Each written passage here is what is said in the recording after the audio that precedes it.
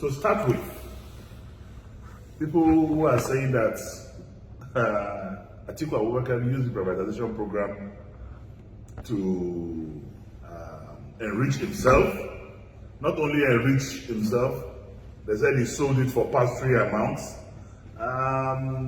These are people of inordinate ambition, capricious manifestation and reaction formation.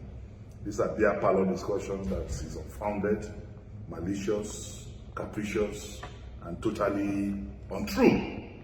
To start with, Nasiru El-Rufai was Director General of Bureau for Public Enterprise. And it is not even true. The statistics given by one myopic character in a video that is going viral, the insinuations, the statistics given are manufactured from Aba markets. They are not factual at all. And it is impossible for a privatized enterprise to perform below expectations. According to BPE, as of 2018, 37% of all privatized firms are having challenges, according to the BPE, as far back as 2018. But BPE also reported that 67% of 142 privatized enterprises in this country are doing well.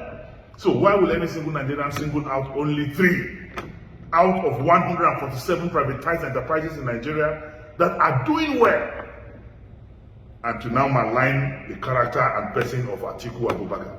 We have also forgotten that this Atiku Abubakar is responsible for the telecommunication industry. What was happening in the telecom industry in 1998 and backwards? And nobody is giving that credit to Atiku Abubakar now, that he revolutionized the telecom industry. Without that revolution of the telecom industry today, there will be no GSM. Without that, there will be no ATM machines. Without that, there will be no bank ATM cards. Without that, emails will not work effectively. And this is a man that has brought modernization to the present-day Nigerian economy through revolution in the IT and telecom industry. But nobody is looking at looking at that. Nobody is even looking at how he revolutionized the banking sector of this country through the instrumentality of Soludo. And these were all projects initiated and supervised by Atiku Abubakar. The consolidation of banks is done under his supervision. Today, where would we have been with the type of banks we used to have before today? And would have the issue of power would have been history if he was listened to when he advised for the diversification of the power sector, when he was talking about alternative sources of energy as far back as 2003, 2002, but he was not listened to at that time. So for some characters who have commercialized their consciences and minds, who have been induced by external forces to come and be talking about a reputable Nigerian like Atiku Abubakar is actually very, very laughable. And there's no gainsaying that Nigeria has derived enormous benefit from the creation of a liberal environment for that facilitates the private sector participation in key sector of our economy. Today, IT sector in Nigeria is undeniably the fastest growing service sector of the Nigerian economy. And that is exactly what Atiku Abubakar is trying to do, is try to replicate what has happened in the IT service sector of this country to other sectors of the economy, in the education sector, in the manufacturing sector, in the industrialization sector, even in the water and sanitization sector.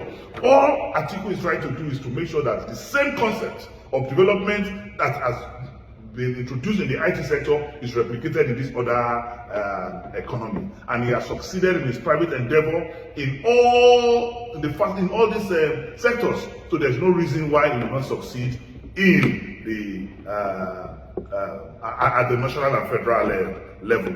And the argument between Atiku and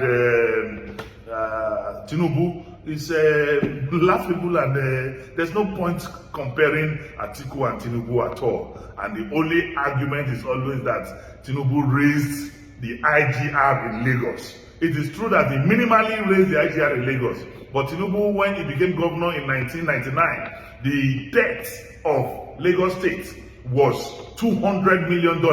By the time he was leaving, it grew to billions of dollars. Is that the type of president we want?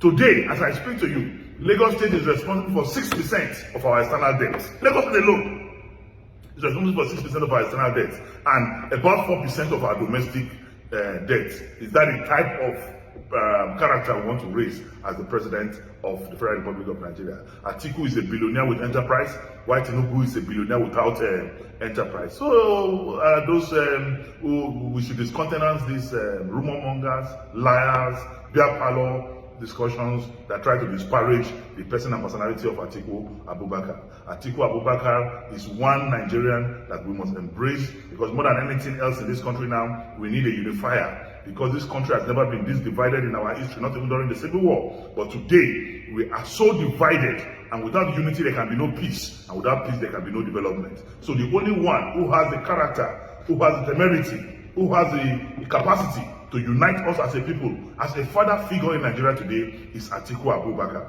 And once we become unified, then injustice will be treated. And once injustice is treated, agitation for separation from different regions of this country will be buried. He did it in 1999 by the introduction of National Government of Unity, and all agitations went down. And he can do it again, because Atiku is a decisive character, he's a very principled character, he's a man who believes in the unity and togetherness of this country. He has done it before, and he can do it again. A man who built a university that has never gone on strike will definitely not allow any university under his own watch go on strike. That is the type of president we need. Thank you.